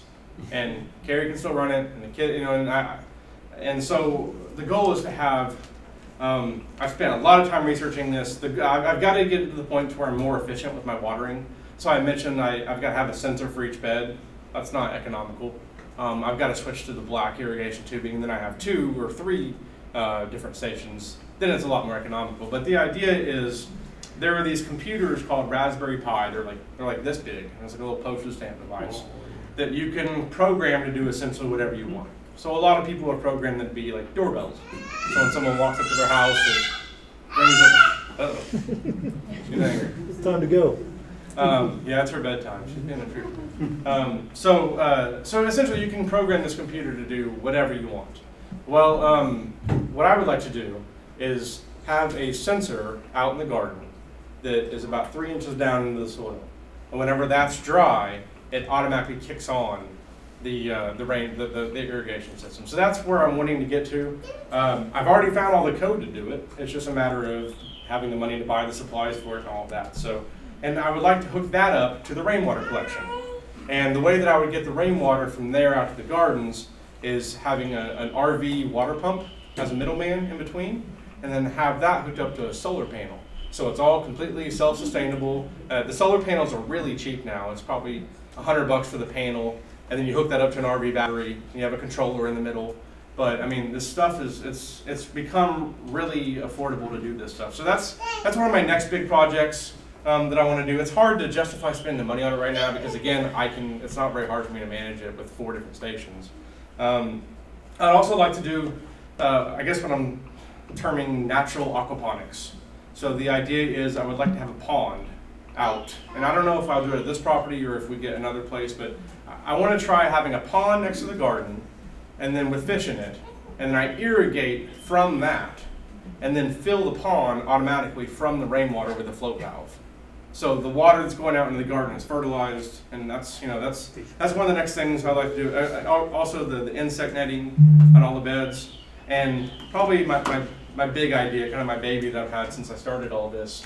I want to create an iPhone/Android/iPad app that makes all of this easy for people.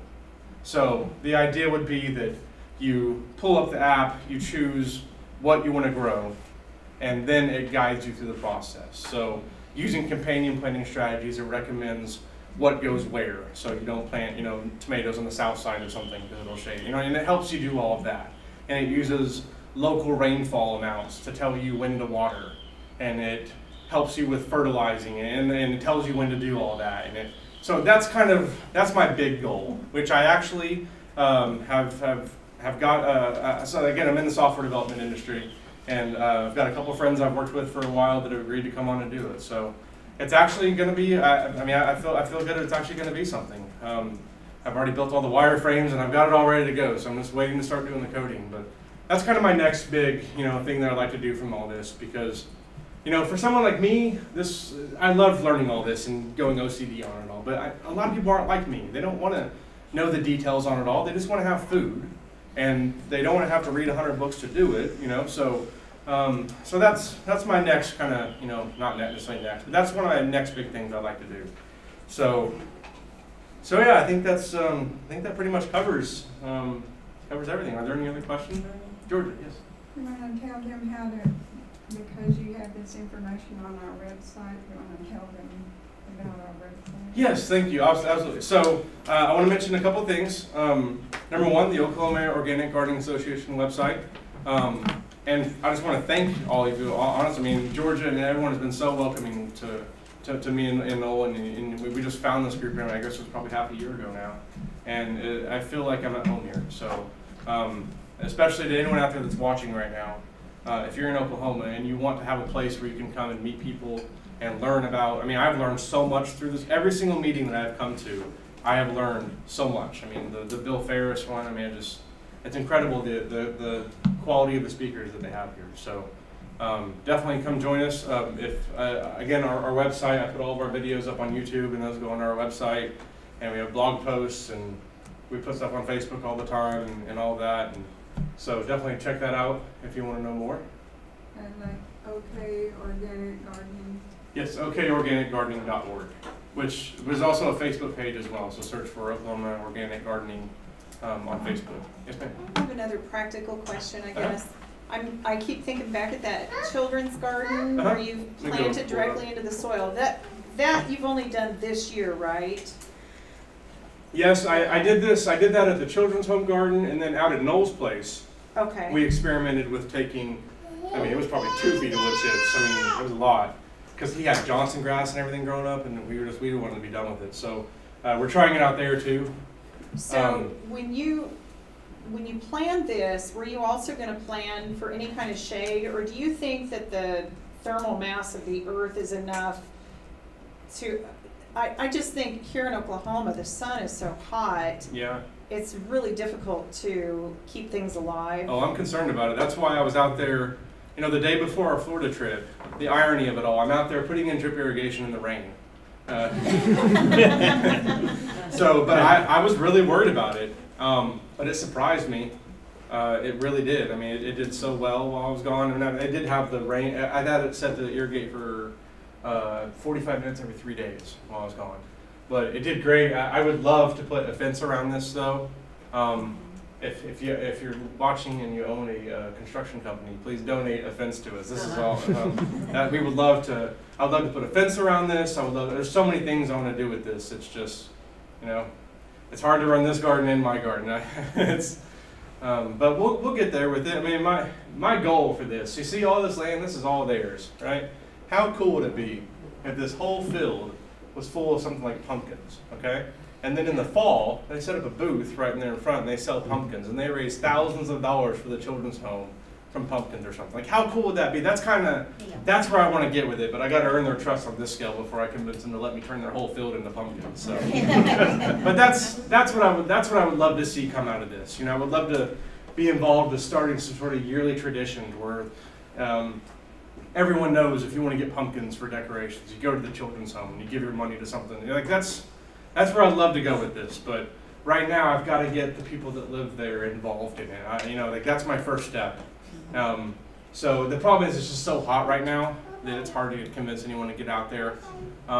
Next week we're doing a cooking demonstration. We're going to bring some of the food from our garden and we're going to teach them how to cook it and we're going to have them taste it. And I think that's going to be the key, because for me, when we started out, like I was kind of dabbling in gardening. The first time I tasted spinach, that was a big moment for me, because before then, I had had spinach before, but I didn't love it. I just ate it because I knew it was good for me, right? Well, when I had it out of the garden, like it tasted completely different. And in that moment, it was kind of a realization of, it's not just the taste that's different. Within that taste is also the nutritional benefits and the health benefits and all of these things. And it's proven to be the same way for every single thing we've eaten. Now, like for things like, was it arugula?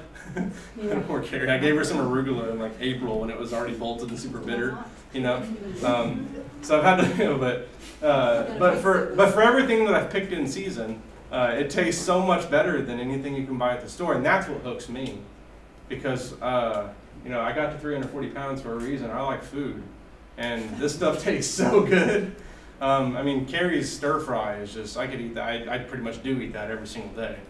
Now we put different things in it, and that's kind of how we mix up our diet. So we have pretty much, we bought, I don't know, like $500 worth of rice at Sam's Club like 3 years ago and stored it in like 5-gallon barrels that are stored for 20 years. So, and we just eat from that, just pull from that and eat from it. And we make stir fries with that, mixed with whatever's in season from the garden. Then we do throw in fish or chicken or whatever, and I still have a hamburger from time to time, and we still go out to eat. When we go out to eat, I eat whatever I want, you know. I used to be really strict about all this in the past, and I had spreadsheets, and I only ate certain things, and it's not sustainable. But you know, this is sustainable, and the fact that it's right in my backyard means that I eat a lot more of it because it's the path of least resistance, you know. I have two random things. Yes, ma'am. What you're doing at the Baptist home, I think it's technically called horticulture therapy. Oh, Teaching people how, you know, helping them and teach them how to get their garden going, how to take care of it and stuff. They do it at a lot of social institutions and schools, you know, and children's homes and whatnot. And also radish tops. Radish greens are, well, I'd try them before you throw them all in your salad. I tried them, and the mistake I made was I did put too many in my salad. No, I liked them. Last year they were good. I just got a variety from Lowe's and planted them and they were good. But this year I got an heirloom variety and they didn't taste good. So the rabbit loves them though. Yeah, so you try them and if they taste good, yeah, okay, you can go ahead and throw them in your salad. Yeah, that rabbit's gonna be so fat. Yeah. Every time I walk by, I throw in a handful of kale or something, because I have all this kale that's bitter right now that I'm just letting it hold on until the fall when it gets sweet again. Which is something else I guess I should mention that I didn't necessarily know before I started doing this, that spinach and kale, the colder, and same with carrots, well, a lot of things, the colder that it gets, the sweeter it gets, because the plant's response to cold is to create sugars. And so kale and spinach, and by now kale is too bitter, but if you just let it hold on until fall, then it'll go back to being good again. So it's just hanging out, and it's rabbit food for now. Yes, George. I just have to mention a couple of things. One, the antioxidants and, you know, the homegrown things like that organically can be as high as 68% higher. I believe It it. can be as low as like 18 or 20%, but it can be that much higher. And then there was one little tidbit about that space there. I talked to the lady that was over that, and I asked her who owns that land, and she says that orphanage owns all of that land, and so they'll have room for expansion. Oh yeah. So maybe more ways than one. Oh, trust me. As soon as I feel like they might say yes, I will be asking them. Can we put a whole field of pumpkins back there, or a greenhouse? But small baby steps, right? I mean, I'm just lucky that they even let me do. I mean, I feel so blessed that they met me waiting in line to vote. You know, I mean, it takes a lot of trust for them to turn their garden over to me, and I told them, hey, I'm gonna bring in a whole like dump truck of wood chips, and you know, all these crazy things, but it's really worked out, and I'm excited about where that's gonna go. Was this just adults doing this, or did you involve the kids? I'm working on getting the kids out there too. Yeah, that's you know, they've got to be careful about who they let be around the kids and all. And I completely understand it, and I don't want to step on anyone's toes. I'm just gonna keep working out there, and hopefully more people will show up, and hopefully we'll create a movement. I mean, that's what I've learned through life, is you create a movement by doing things. So the more food we have spitting out of here, and the more excitement we get about it, the more people will be out there. I mean, it's going to take some time to get it going, but it'll get going. I'm not going to give up on it, that's for sure. And especially once we have the food going. I mean, you know, right now there's some squash coming out a little bit, but they don't know what to do with it. You know, that's why I'm doing the cooking thing next week. Because I realized I've got all the squash, but they don't know how to cook it. You know, I didn't know how to cook it when I started. I'd never had squash before. I don't think I'd had some zucchini bread in a potluck at work or something, but I had never probably even touched a zucchini before I started growing it. So, and sometimes I forget what it was like back then. I mean, I have glimpses of memories. Like I remember being in Markham's, just walking through the vegetable, the tomato section, and seeing like 30 different varieties of tomatoes. And I feel like I've got to memorize everything. So I'm like, how am I going to learn all of this, you know? And now I'm at the point where I could see a tomato, see the leaf on it, and probably tell you what variety it is. It's just, you know, it's hard for me to kind of go back to there, but that's why I do this blog and everything, because it connects me back to that, and it makes me, I don't know, I feel like if I just did all this on my own and I didn't do anything else with it, then I'm kind of wasting all this time I put into it, you know, and I want to do something to give back. I don't know. It just makes me happier, and it helps me deal with everything in the world. Yes, ma'am. A few butterfly plants might help attract the kids. Oh, so I do have, so there's some butterfly bushes out there. I did not plant them. One of the kids actually planted them. Yeah. And we've got some wildflower mixes out there. You know, probably my favorite plant in the garden right now is sage that's gone to flower. And the butterflies love it. I love to just smell it. I mean, this may sound crazy, but on our trip down to Florida, I knew it was going to be rough because we got 2 little ones, and I knew they were going to be screaming at me a lot. So I put those flowers in a brown paper bag, and whenever they start screaming, I start like just breathing it in. Just like, but it works. Like it just calms you down. Like I know I sound like such a hippie. Like I know I look ridiculous. Carrie's like, "What are you doing? Are you okay?" I'm like, "I'm great. This is keeping me great." But I mean, it works. I mean, I wouldn't be doing this stuff if it didn't work. I mean, I promise. I love efficiency too much. I don't do things unless there's a reason to do it. To a fault sometimes. To a fault a lot of the time, probably. I'm a hard-headed guy. You know, it's just, unless there's data or science or a reason for me to be doing it, I'm not going to be doing it. But I love to smell sage flowers. I just go out there and rub my hands and smell sage flowers. Same with lavender and everything else. I mean, but would have never imagined I'd be here 3 years ago. But, you know, life has a funny way of putting you places you need to be. Any other questions or anything? Yes, sir. Do you plant only spinach in your hoop house bed? Or like, you know, I read Square Foot Gardening too last year, and he says, you know, when one crop is done, put another in. Yeah. One Oklahoma in the middle of June or end of June, like, what are you going to put in that's going to survive the heat? There's a lot of stuff you can put in now. You can put in squash right now, southern peas, okra, peppers. What peas? Huh? What peas? Southern peas. Southern peas? So they're black-eyed peas. Black-eyed Okay. peas. Yeah. Well, no, but hold on. So something else I learned through gardening, which blows my mind. I should have known this. Should be like in elementary school, which my kids all know this now. But the difference between a green bean and a dried bean is how old it is, even with southern peas. So if you pick southern peas when they're still green, they're like snap beans, right? So you can saute those and everything. Good. If you let them go all the way to seed and dry, then that's black-eyed peas. So like southern peas, I don't like black-eyed peas either. I have horrible memories of trying to eat them as a kid out of a can. But that's not what I grow the southern peas for. I grow them for the green part. And then last year I tried, again, one of my OCD things, I grew 12 different varieties of beans and I had 1 row of each because I wanted to see what did best. And they were all in those raised beds on legs in full sun. The only ones that survived that were the southern peas, and they did great. So that told me last year, okay, the only beans I'm doing from Now, I still do other beans earlier in the season, but once it's this hot, I do squash, beans, and you could do another round of corn maybe. I think we have enough days to fit corn in. We got 90 days. I mean, if you do one of those fast corns. And what else? Squash, okra, peppers, New Zealand spinach. You got to keep it watered. Basil, you can get all that. I mean, there's plenty you can get going now. And then we're only, I mean, we're 1 month away from starting cabbage and broccoli seeds for the fall. You start those in July. So, I mean, I felt the same way last year. In the summer, I was like, you know, what can I start? You know, like I didn't really do much, but I have squash going every week or two. I plant new rounds of squash. And I have them all over the place because squash bugs are the devil. And inevitably they're going to take out a plant, but now I don't worry about it. If they take out a plant, I throw it in the fire to kill the whole squash family. I'm evil about it. The squash bugs were mating on the plant, and I threw it in the fire, and I was like, ha ha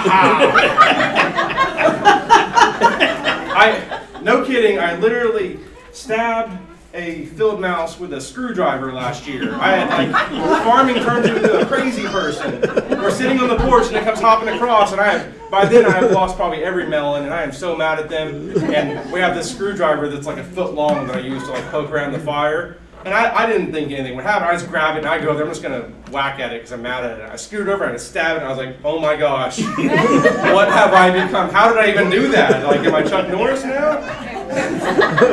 But it's just, I don't know. It makes you crazy. You might need some chickens or something. Oh, I know. I want them so bad. But I'm in Oklahoma city limits. You have to have at least an acre. I mean, HOA already sends me letters because they don't like. I put down wood chips. So in my side yard, right? I put down a thick layer of wood chips because I'm gonna plant a bunch of trees there. But before, I want to prepare the soil. Within a week of me putting the wood chips down, I got a letter from the HOA. So the HOA director had about a 30-minute phone call where I explained everything to him about how soil life works, with the hopes that I won't have to talk to him anymore, because I broke it down for me. I don't think he even wanted to hear it, but I talked about microbes and earthworms and nematodes, and I mean, I broke it down for him, and he hasn't returned my calls since.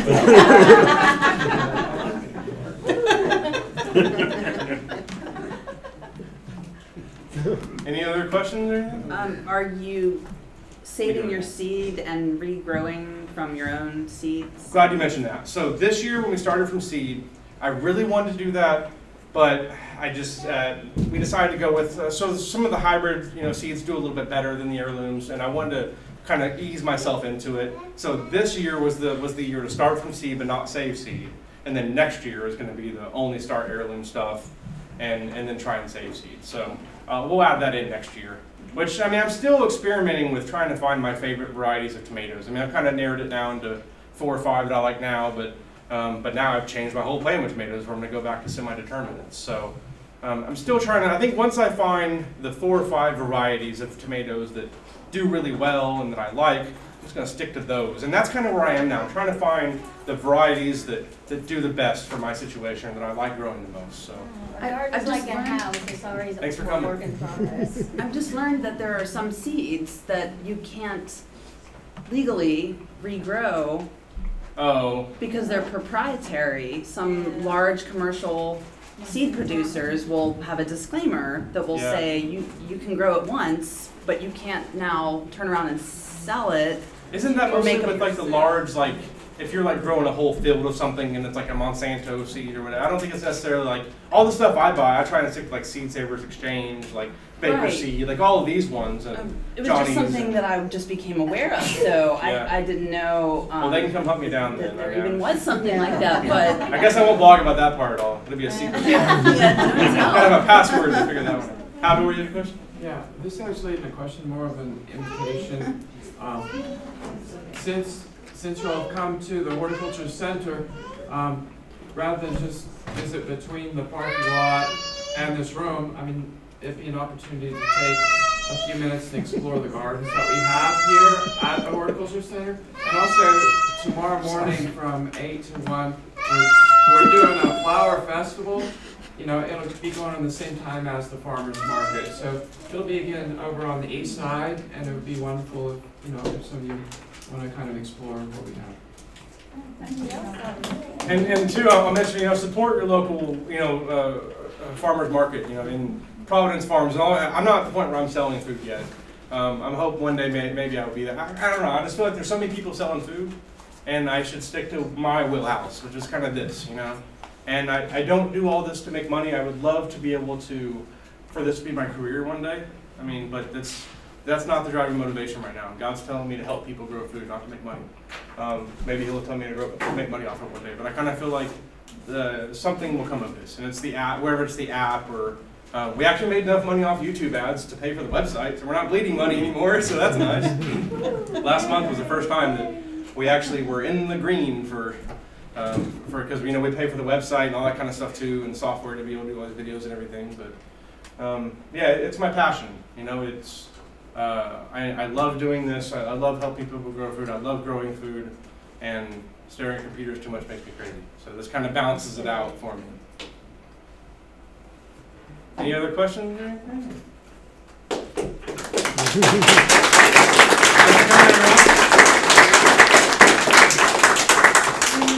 I just want to mention that he's our vice president, so he comes to all the meetings and we can come back and pick his brain some more. So, and the dues are $12 a year. You don't have to be a member to come, and you can get some email, but just FYI. And we've got to hurry to get out of here, but I think we need to take maybe a 5-minute break just so I can do something for just a couple of minutes, and we're going to have a drawing, and then we'll be done. Where's the site for those who want to? Yeah. And here's our website. Yeah, I've got it right here. Anybody who didn't get signed in on the sheet, that'll get you on the picture. And don't forget about the milkweed. Yeah, don't forget the green table. We're going to have a aquaponics speaker next night. Okay, so you just slip it down inside the hand We're gonna go get a drink. I'm ready to go get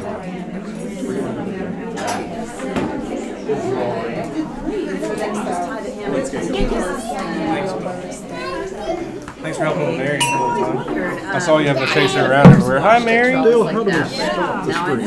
Stop streaming. There's a button. Switch to the other software. And then stop streaming. No touch. There's a trellis.